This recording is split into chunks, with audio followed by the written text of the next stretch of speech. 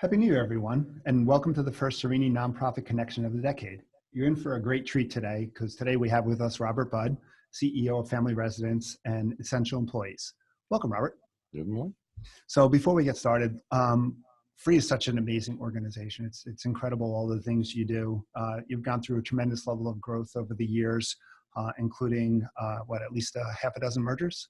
Why don't you talk a little bit about what Free does before we kind of get started with our conversation today?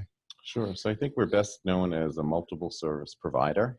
We tap almost all of the major funding sources, and we do from youth to seniors, and we have a full continuum of service available through Office of Persons with Developmental Disabilities, Office of Mental Health, and then we have a number of DOH programs and education programs. So we're very, very thrilled to be known as kind of a organization that specializes in people who have multiple issues to deal with. Now, you haven't done that all through organic growth. You've done that through some strategic alliances and strategic partnering. You want to talk a little bit about some of the partnerships you've gone through and what your strategy towards that partnership is? Sure. So I think our partnership and collaboration model came about, what's the old saying, the necessity, the mother of all invention. Yeah. So we were talking to some friends and sister agencies, and we were partnering over some issues that were going on. And they talked about the fact that the world had changed greatly, and they really weren't necessarily interested in championing the fight anymore. And we got bogged down in a whole bunch of details. And it just kept on stalling and stalling. And every time we got together, they'd say, but we really want to do this. We really want to move forward. And that was actually how the idea got born was, well, we want to do this too, because I always see an opportunity for synergy when we're partnering with like-minded people, mission aligned and values aligned. But the devil was in the detail, as the saying goes. So that was the inception of the idea a dozen years ago was, you know what, I think we can get past that. So. Okay, so in terms of some of those partnerships that have taken place, you've done how many? So we have done a half a dozen full mergers where people just weren't interested anymore and said, you know what, there's no reason for us to just be a standalone. And you folded them right into Free. And, okay. Right. And then another option that we came up with was a true partnership where we look at what people need, and then we are able to offer often back office functions like training and education and compliance and things of that, human resources, things of that nature. And that's almost like an ASO kind of model where we provide those services. And then we have other circumstances where often it's the founders of those organizations who are now going to a different phase of life, and they, which to me is amazing. It's like handing your baby over, right? So I'm always so honored when people approach us. So they don't necessarily like the idea of merger because the concern with that is even if it's a DBA, that the uniqueness and their original vision will somehow morph in a way. I think part of it is also a lot of organizations have developed a reputation within the community or have developed a relationship with the community. And I think there's a fear that if the organization goes away, that relationship with the community will go away too, and there'll be a void within that community. Very much so, especially when people truly have unique services. I'm thinking of Adelante and Pronto, for example, who have a strong presence in the Latino community. And in that, that's a very unique circumstance. And there is definitely a concern on our part as well, that if we didn't have a true standalone situation, that uniqueness would be lost because of the belief system of the community as well, not just because of the functionality of it, right? But in other cases, there was such great synergy and we both did the same things. And the real concern was more of a belief system around the roots of the organization and the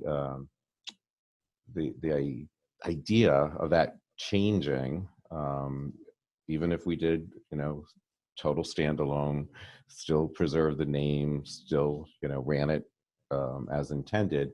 I do think that's part of what people have to look at and be clear on is, what is your true end in mind? Is it the delivery of the service? Is it to be able to touch more lives? And we all have something we're very proud of, right? Right. I mean, we don't all do everything wonderfully. And so I think there's, there's a definite belief system that you have to come to the table being clear on. How do you choose who your strategic partners are going to be, or do they choose you, or how does that work? Because when you look at it, and you look at what you do, and you say you got this full model, and all the different services you provide. Do you look at what you do and say, okay, I have a void here, I have a void here, I have a void here that I need to kind of plug and play in, or what? How do you decide what the right strategic partner is, and then how do you go about finding them? Sure. So to date, and we've done this 18 times now, we have not actually gone out and sought a partner. Not that I'm opposed to doing that. It's just that we've been kind of tied up with responding to people who have approached us, which I think is, wonderful. And so often our side of that equation is looking at with the value added to our network. Ultimately, I kind of think of all of our service provision, whatever the uniqueness is, there's kind of a common thread that it's a big matching game. So the more diverse we are, the more opportunities we can offer, the greater opportunity for those we support and the people who directly support them. And also how more valuable you are to your funders and everything else. So very true, especially in this environment. Mm-hmm. I think diversity really counts. Yeah. And I think there's a bit of a misnomer if you look at what's happening across the nation, that uniqueness somehow prevents you from being swept up into the larger gestalt of what's occurring in our service delivery models. So yeah, that's definitely part of what we look to, is to what value does this have for those we support and the people who support them, and then does it make sense as a business decision? So that is absolutely key. Mission and values almost always align, or can be aligned if there's something that needs to be tweaked. But then the numbers also have to work, because this is a really different environment. When we came up with the model, it's not that I didn't care if people were in distress, but in some ways I was casual about it because we knew how to develop. We knew there was such need out there. There was also more avenues to make profitability in the past. I think those Absolutely. avenues to make profitability have kind of shrunk. So it's not like you can sit back here and say, well, I can always make more money. You can't. It's much tougher in today's environment to be in that situation. Much tougher. And then in certain scenarios, if people wait till they've gone into the red, then in certain state offices, they won't even consider new development. So that, and that was pretty much our primary objective when we looked at, whatever the starting point was. As long as we knew we could develop and expand, then we knew we ultimately would be okay. In this environment, you just don't have that option often. So you mentioned that in a lot of the partnerships that you have that didn't merge into your organization, but you have these separate strategic alliances. How do those work? I mean, I know you provide back office functionality, but from an autonomy perspective, from a board perspective, from a culture perspective, from an operations perspective, do they become free, or do they really retain a lot more of who they really were when they came into the environment? Yes.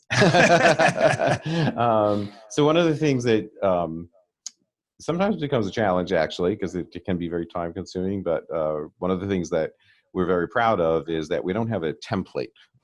So we have our partnerships get formed, think of it as almost organically.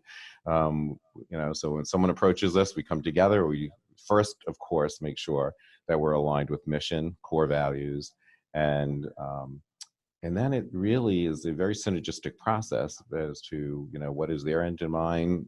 We talk about what our end in mind is, and then we have relationships that aren't quite as casual as a handshake, but I always jokingly say it's pretty much a handshake. And then we have others where Free becomes the sole member of the board, and then assuming Yep. that they want to be standalones. And so we really run the gamut in that. And I think that's part of what people appreciate about the way we approach our partnerships, because it's truly partnership. It's not that we're just saying, okay, here's what we offer, here's our template. And so sometimes we are actually the leadership team for the affiliate, and Free is the sole member. And so even board participation is very unique. And in other cases, the organizations might be held together with a management agreement, but the sense of autonomy is almost what it was prior to the partnership. Board selection is totally separate, and there are a list of services, including sometimes leadership services, even in those cases, though, that's remaining a totally unique circumstance. How do you align strategic thinking between your network of organizations? How do you align things like benefits and all of those things? Because everybody's coming to the table with a different thought process. Everybody's coming to the table with different resources. Everybody's coming to the table with different culture, as I mentioned before. And I think culture is probably one of the most difficult things to kind of blend together. Around here, you got a chance to walk around the office. Our culture is very unique here. And if we had to kind of, merge into a larger firm that had a more, stringent culture, I don't think we could survive. But I guess the question is, how do you kind of align all of those pieces, and how do you ensure that everybody has the same thought process moving forward? Yeah, so that is the key issue, quite honestly. Culture, from my perspective, trumps all else. And we've been called upon, actually, when people didn't tend to that and we're in the final stages of a partnership with others, because they never tended to culture. So it's something I actually today insist on. Even if people want to start on the we really want to make sure on the business side, we'll spend some time on that, but concurrently we insist on, we have to make sure we are aligned in mission and core values, and that our cultures match, because that will also determine the level of partnership that both entities are comfortable with. Right. If that is misaligned, and we've made that mistake, we've done this a number of times, and when we didn't insist on that and kind of acquiesce to a different philosophy, we spent a lot of time later on attending to that. And instead of it being synergistic and positive, and people are fear-based whenever major change occurs. So we wound up in a scenario where we spent a lot of time going back and reminding people of why we were doing it and what the true end in mind was and where the synergies could exist. And when we start addressing that on the front end, the facts and figures kind of speak for themselves, because overall, the model has been extremely successful. We have a 97% retention rate. That's the other big fear factor, that people are like, oh, you're going to get rid of people. And it's like, well, no, now we have just as we want a match for the people we support, there's opportunities, greater opportunities, exponentially more sometimes, in where people's talents and gifts can best be aligned. So that part is uncomfortable, but concurrently very exciting, because everyone then has greater opportunity. When you think about relationships, and this goes for any relationship, I mean, obviously what you're looking for, and you kind of alluded to it before, but 1 + 1 should not equal 2. 1 + 1 has to equal something more than 2. Yeah. How do you determine what that formula is, or when you're bringing the two sides together, how do you determine if it really is a good fit, if you are going to wind up with enhanced mission, enhanced returns, enhanced I mean, we talk about the cultural side, but as you said, also there's that business side of it. And how do you determine that business side is going to effectively work? Yeah, so part of aligning culture, you're dealing with that very head on, because if people are trying to insulate themselves from a unprecedented change in our service delivery system, then what they're really looking for is the antithesis of a synergistic partnership. So so part of that is as you're doing your due diligence and you're looking at all the facts and figures, you're concurrently having the conversation around, this particular venue may not be sustainable. What's the vision for that? How open are you to redefining how those needs might be met? In other cases, we always ask for a wish list on the front end. So talk to me about what the wish list is and how that works. Give us your fantasy. That's a loaded question. Yeah. Right. Yeah. Well, we're a little bit more specific. But we just ask people if money and time, didn't have the constraints that they currently have, what would you want to be spending your time on? Or is what you're doing today aligned with your core values and your mission? And sadly, for ourselves too, at times we have to really struggle to make sure we're creating that opportunity, because there's just, higher requirements and higher paperwork requirements and less funds. And you referenced all that before. But the reality of that for daily operations is that it's a much more difficult environment to be creative and innovative within. So we have to fight for that.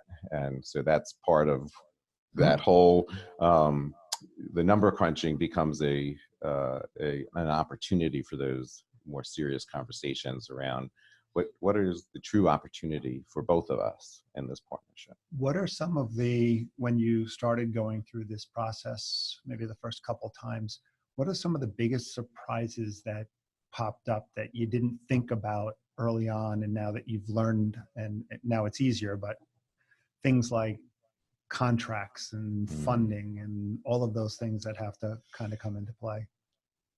So early on, right in the beginning, I realized, it goes to your culture comment before, culture is key. So early on, I realized that we needed to be driving this around mission and synergy, because otherwise you can get bogged down in details. And if you don't have trust and you don't have future vision, everything becomes a mountain instead of a speed bump. And so we learned early on that we needed to make sure we attended to that. And I think the quote that everyone jokingly, refers to is, I finally got so frustrated, and, it was all the accountants and the attorneys and the key leaders around the table. And I was like, you know what? If the prenup has to be this detailed, maybe we're at the wrong altar. So that was a painful lesson in the beginning. I will balance that comment with, later on, I learned the importance of having all those things hashed out, and due diligence is essential. I don't want to sound like a cavalier around that, because we've, in that process, had already made a commitment to an organization who just had been so insular that they didn't realize one of their primary funding sources had truly gone away this time. They're like, oh, the county always threatens that. Well, it had more occurred. Than a threat this time. It's like, so how are you making payroll in February? And, we're in the first week of January when we're having this conversation. And they're like, what are you talking about? Is that your job? I was like, wow. So both things are very important. And so that's why we have a 97% rate instead of a 99.9% rate, because some people weren't interested in what we immediately had available, because we had to have something available in a month. So we've learned that both things are equally important to tend to. How do you deal with egos at the board level, executive director level, management level? Because a lot of times, and kind of, you think about it as like, this is my baby, and I created this organization, and now I'm kind of handing my baby off to you. Nobody ever feels that somebody else can be the mother that they were. Yeah. So how do you deal with all of those types of issues? Yeah, that is probably the defining moment in any of these chats, because we are right in the beginning. We say we will never live up to your fantasy expectation. We just had a circumstance. Often the faux pas is on the entity who's perhaps more nervous and more anxious, and sometimes people come to us in crisis, so emotions are high, etc. But we just had a circumstance where we did something that wasn't like that. I don't even have an explanation for it. I was like, you know what? There are days where people look in the mirror and say, God, I wish I could rewind that clock, right? And it was just a healthy reminder for me that things are always going to go wrong. For every, effort you put forward, there's, if you don't build the trust, if you don't build the shared vision for the future, those things will derail you. If you tend to future vision and where the synergies lie and why we're willing to go through all the myriad of detail that we have to go through on the business side and all the pain of visioning and asking people to step out of their daily, very important functions in order to talk about what could be a brighter future, then it's all worth it, and people hang on to, okay, this is worth it. But otherwise, you can get derailed very quickly. Do you get them all to drink the free Kool-Aid? So that's a great question. So one of the other things people tease me about is early on, I'm clearly the Gestalt guy, right? I'm the visionary. So often Chris, my co-leader at our organization, will tease me about, I know you think there's only 500 steps to get there, but there's really 5,000. And I'm like, details. And so within that process, we are reminded in a very healthy way that there are 5,000 steps. And those can be arduous or they can be exciting. And that really, speaks to that larger issue of being reminded of perhaps why did you originally found your organization? What was the larger difference you wanted to make? We were talking before, we often talk about our belief and our obligation to make a larger difference in our field. This is not just about the free itself or the free network. This is about trying to ensure that a legacy to be proud of becomes a legacy we can look back 50 years from now and say, we did the right thing for the right reason. So we help people to connect to that. One of the things that I think we're all seeing in the marketplace is the marketplace is changing. You kind of said that before. And the marketplace is changing where I think funders are putting much more emphasis on organizations coming together in whatever model that looks like, whether it be enhanced collaboration, whether that be partnering or formal mergers or whatever. But they're not going to, the world is not going to look like the world looks today 5 years from now. Right.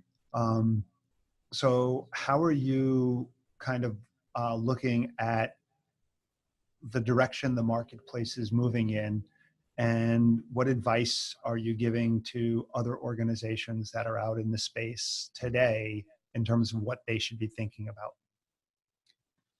So, well, in the Gestalt, I have a pretty strong belief system at this point, seeing what's happened in other states and in other countries, that if we don't come together and come together synergistically, we won't exist as a field. So I do share that on the front end and challenge people to think through, if we continue to try to spend our time and energy preserving what we have now and resisting change, what will that lead to? What are the realities that we can, and there are plenty of them at this point, plenty of examples. Versus if we look at change is the only constant, we have a certain core value system and mission that we want to always be true to. And where is the opportunity in this change to effectively say, we can offer solutions to greater effectiveness and greater efficiency, and that's a win for everyone. That's a win for the individual organizations. It's certainly a win for the people we're here to support. And then it's a win for the larger system because we're offering opportunities to show that when we're given the flexibility to come together and partner and to share resources and to share gifts and talents, we all benefit. And I think that's really key to our whole model and the premise to it. Where we struggle And I distracted myself from my thing I get teased about. Is I was like, this is not going to be about the freeway, or you're going to be on the highway.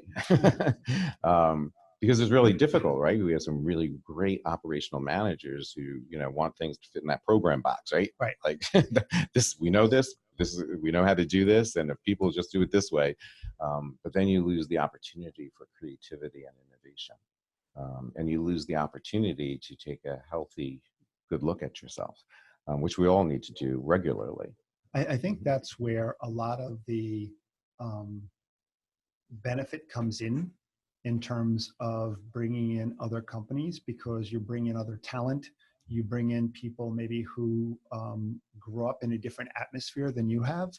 They have different ways of looking at things, they have different ideas, they have different thought processes, and they may challenge you, and it might be frustrating for that challenge to take place, but at the end of the day, it makes you think differently. And I think that's kind of important in this whole thing too, in terms of bringing in talent, in terms of the partnerships that take place. Oh, it is so essential.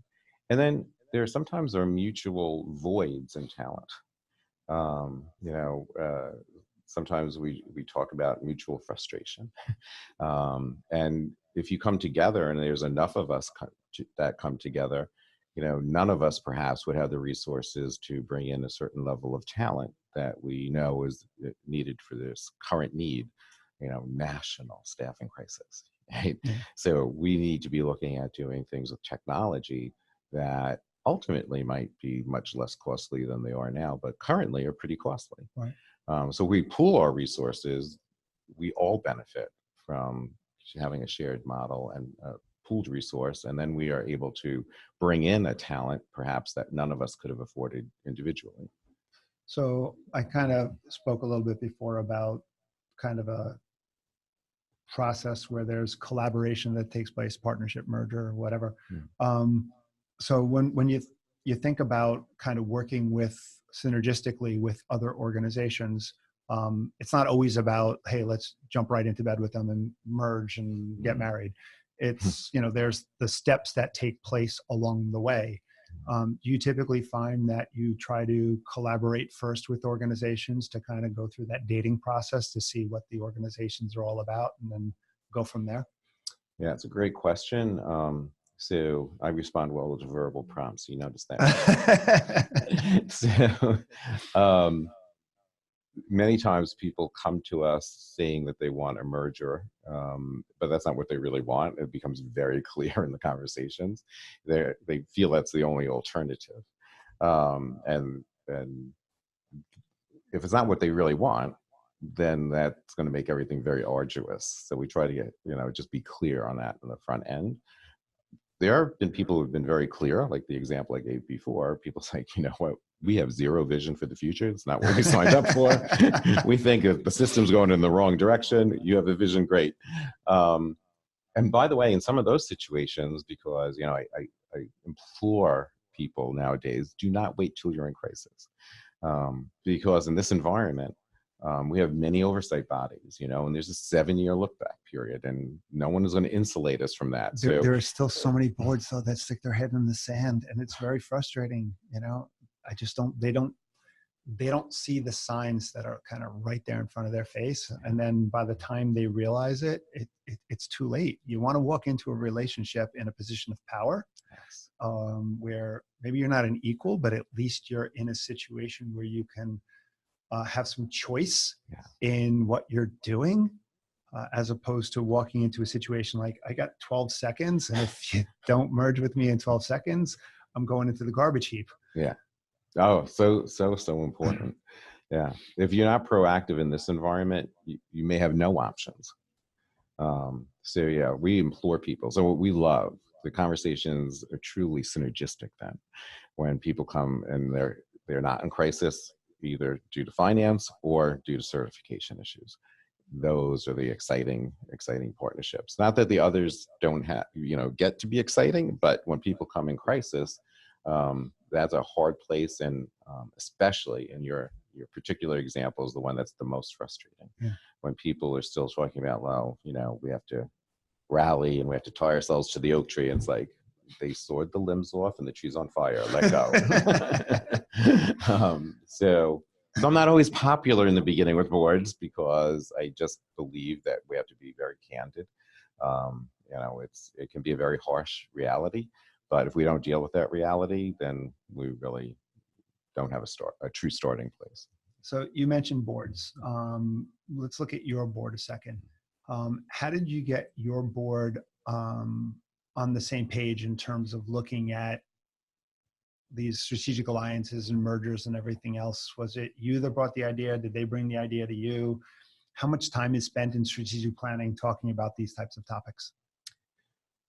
So it was the concept that I brought forward, and we were fortunate that while those conversations were happening on the ground level, that we were concurrently going through a strategic planning process.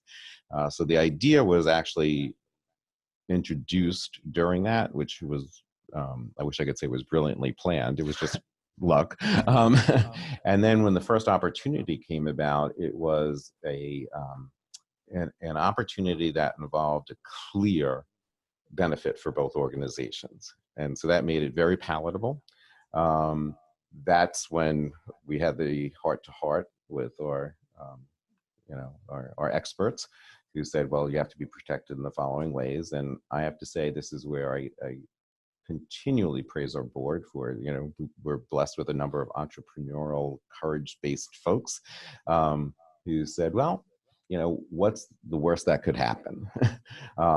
And so they weren't as concerned with every T and I being crossed and dotted as much as, are we doing the right thing for the right reason? And are these people we trust?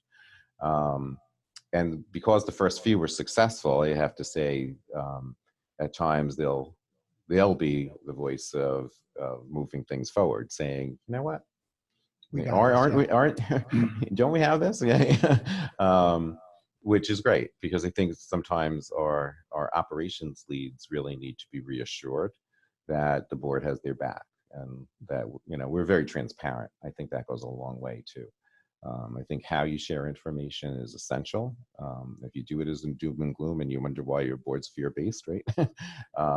We talk about our frustrations with some of the changes that we may not agree with, but we also are always reminding each other that our job is to find the opportunity within those changes, whether we embrace them or not, is our choice. How do you know, or how did you know, or how does an organization know whether they're we'll call it buyer or seller? Mm-hmm. So how do they know if they're in a situation that they should really be doing what you did, going out into the marketplace and trying to roll up other organizations into them, and taking that leadership role in terms of developing the partnerships and the alliances and everything else? And how do they know whether they should be part of a larger organization? I think that's part of all of our obligation in this environment as part of our strategic planning efforts and it's something we revisit as well.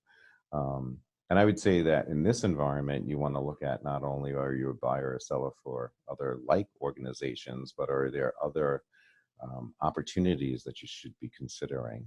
In what way? Are there people with aligned businesses that are not part of our field, but are also provide human service that would broaden our reach and therefore diversify us in an even greater way? Are there businesses that could be aligned? Where we sometimes can be very insular and almost arrogant, that because we're value-based, because we're not for profits, that sometimes we have much more in common with people in the general community who also want to make a difference, a positive difference in the world. So we always challenge ourselves to be open to those conversations as well. Whether you're a buyer or a seller, just even that terminology, I think can evoke some emotion for folks. So we talk about, do you have a vision for the future? Do you see yourself, are you excited about the idea of doing something new and innovative? Do you get excited by the idea of doing something that's cutting edge? Because if you don't, then you don't have the stomach to be the buyer. Unless you want to come together, and there are organizations that do this. I'm not making a value judgment around that. that come together just for the pragmatic necessity of greater efficiencies. We, are not opposed to doing that, but I have to say that that's not what excites us. Right. So I think if you are going to position yourself to be bought, then you want to make sure that you're clear on what are those core pieces that you want to make sure Survive, are preserved. Yeah. And honestly, the most upsetting conversations I've had because people became aware that, of our partnership model. And they came sometimes after they had already signed things with other folks, which was all about the business part of it, and Right. had assumed everything else would go well. And then came very, very distressed that they felt their core values were not aligned.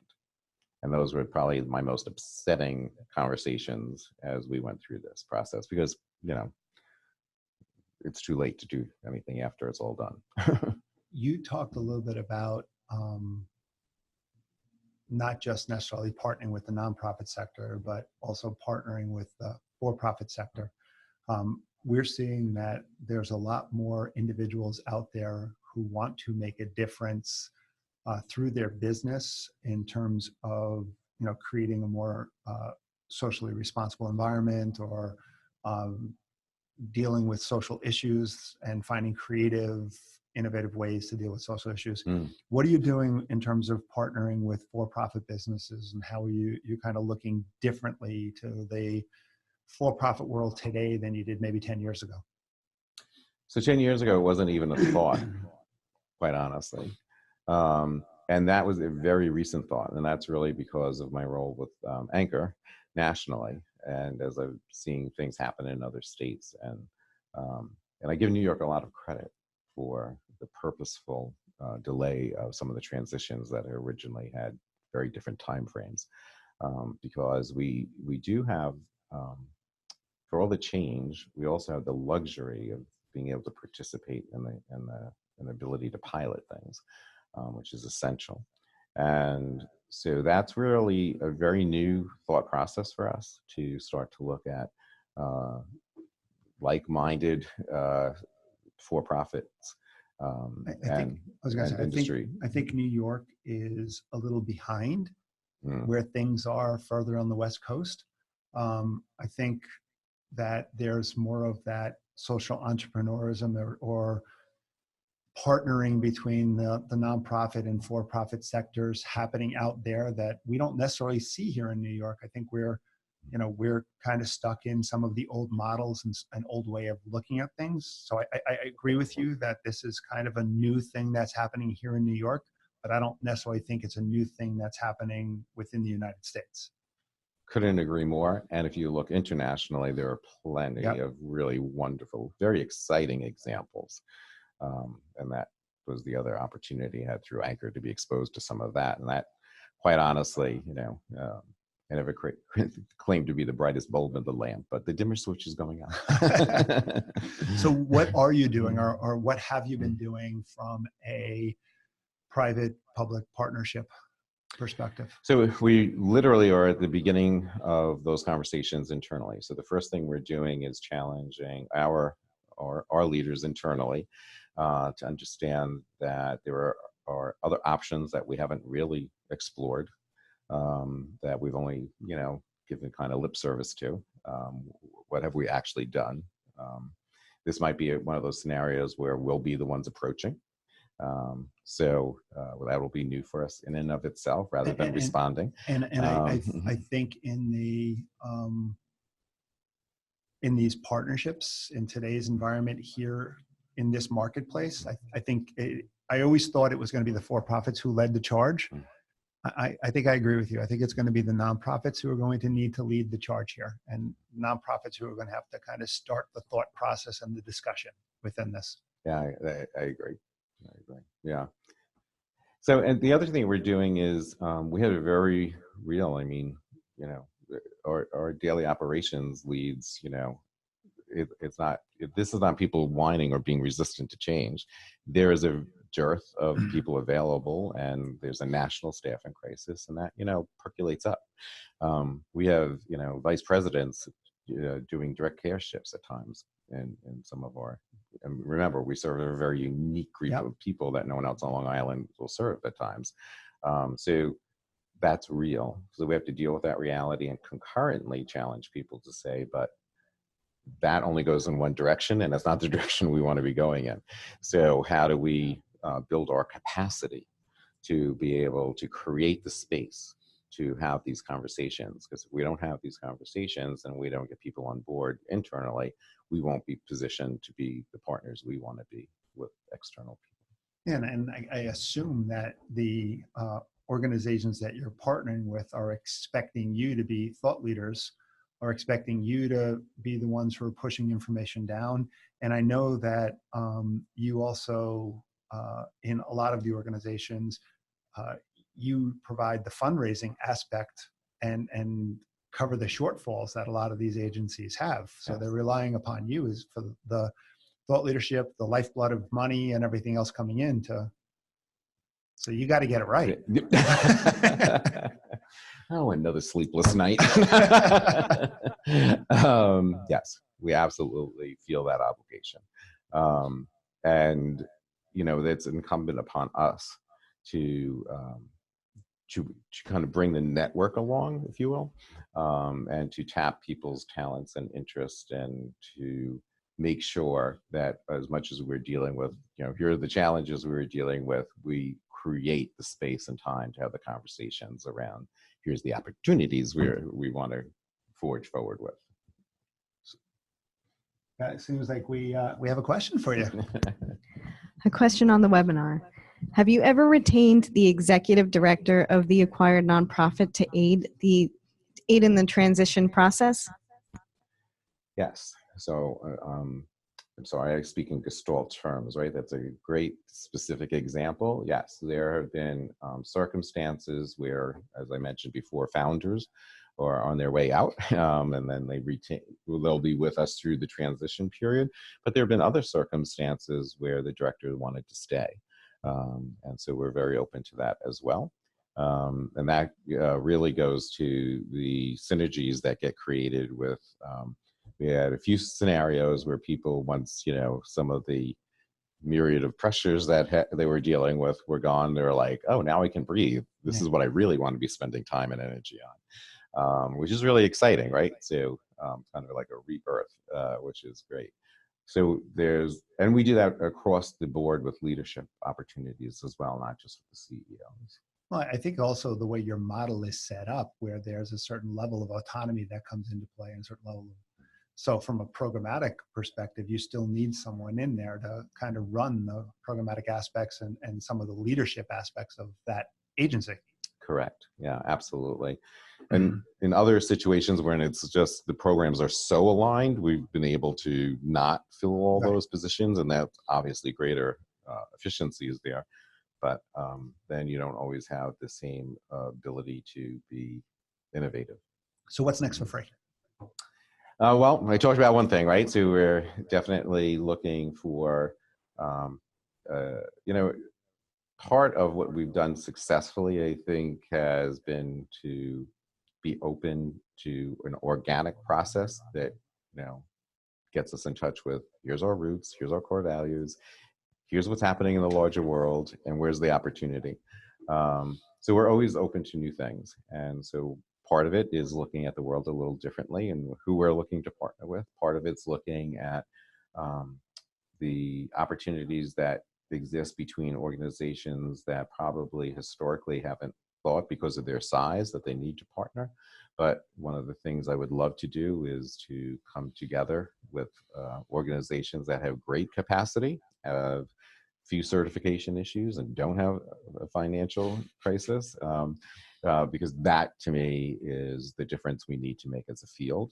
And then universally, I think we really need to understand that if we don't bring everyone forward in this, someone is going to come and take it from us and do it in a totally different way that we may not really appreciate. Right. Okay, so I think we're kind of out of time. So thanks, Robert. I really appreciate the time that you provided with us and the tremendous level of insight. Well, thank you for always providing the opportunities for us all to learn from each other and for your thought leadership. I think it's important. So tune in Thursday, February 13th, when our guest will be Peter Klein of Hightower Advisors. He'll be discussing investment policies, endowments, and NIFA, and a couple other things. So thanks for tuning in, everyone.